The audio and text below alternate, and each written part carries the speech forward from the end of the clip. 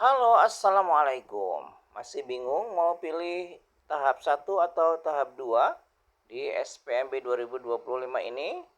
Ulasan berikut ini mudah-mudahan sedikit membantu ya. Jika kita lihat di tahap satu untuk SMA itu ada jalur domisili, afirmasi, dan mutasi. Sementara untuk SMK ada jalur domisili terdekat, afirmasi, mutasi, dan persiapan kelas industri. Nah, adik-adik mungkin sudah punya bayangan sekolah yang akan dituju dan tentu sudah mengetahui persyaratan apa saja yang sudah dimiliki. Kita lihat yang pertama, jalur domisili. Sebagian besar pendaftar tentu bisa memakai jalur ini ya, kecuali yang dari luar daerah. Hanya saja untuk jalur domisili ini, sekolah yang bisa dituju itu sudah ditentukan ya.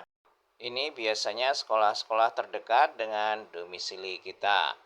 Nah, bila sekolah yang akan dituju ini memang dekat dan bisa masuk lewat jalur domisili, bisa daftar lewat jalur domisili, tentu kesempatan pertama harus kita ambil. Jadi bisa daftar di tahap 1 melalui jalur domisili.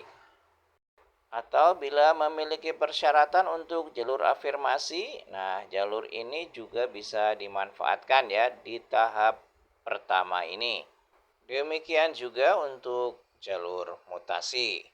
Untuk yang mau ke SMK ya kurang lebih sama ya. Jika memang sekolah yang dituju, kita bisa daftar di tahap 1, manfaatkan kesempatan tersebut.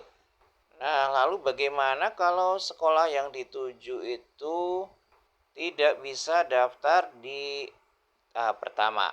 Ya, misalnya sekolah unggulan di kota, sementara kita tinggal di kampung, mau daftar lewat jalur domisili tidak bisa, mau lewat afirmasi dan mutasi misalnya juga tidak bisa. Jadi tidak bisa daftar ke sekolah yang ingin dituju itu di tahap pertama. Nah, ini bagaimana ini? Ini yang bikin galau ya. Mau daftar di tahap 1 ke sekolah terdekat tapi kurang sesuai keinginan sekolahnya. Mau daftar di tahap 1 pakai jalur yang lain, tidak memiliki persyaratan, jadi pilihannya tinggal daftar di tahap 2.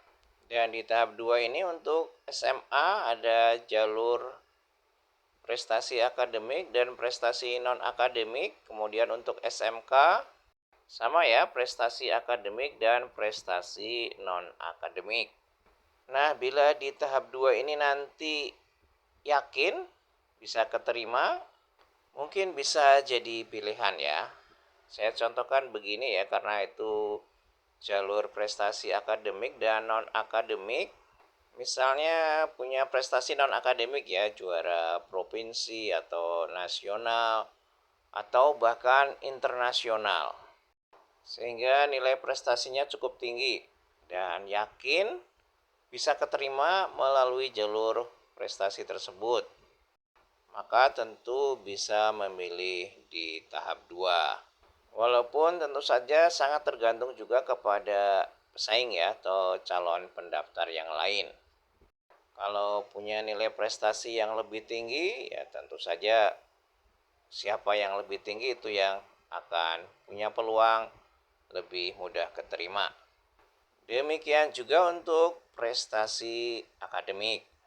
Nah, tetapi jangan lupa di tahap 2 itu nanti di SMA akan ada uji kompetensi prestasi ya, dan di SMK ada tes minat bakat program atau bidang keahlian.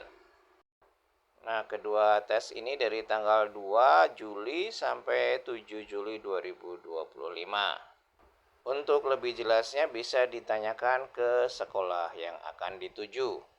Jadi saran saya bila memiliki kesempatan di tahap 1, silahkan untuk dimanfaatkan sebaik-baiknya. Tapi bila sekolah yang dituju memang hanya bisa daftar di tahap 2, ya selain memperhitungkan peluang, Juga silakan memperhitungkan resiko bila tidak keterima nantinya ya. Apakah sudah siap misalnya dengan mendaftar ke sekolah swasta ataupun alternatif yang lainnya. Demikian ya, sedikit berbagi informasi saja, mudah-mudahan ada manfaatnya. Terima kasih sudah menonton. Wassalamualaikum.